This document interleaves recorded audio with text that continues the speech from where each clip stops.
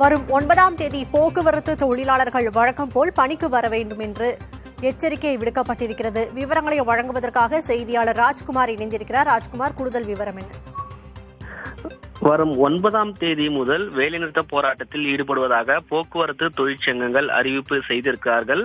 ஏற்கனவே அரசு அவர்களுடன் பேச்சுவார்த்தை நடத்தி வரக்கூடிய நிலையில் 9ஆம் தேதி தொழிலாளர்கள் அனைவரும் பணிக்கு வர வேண்டும் என்று சென்னை மாநகர போக்குவரத்து கழகத்தினுடைய மேலாண் இயக்குனர் சுற்றறிக்கை மூலமாக அறிவிப்பு செய்திருக்கிறார்.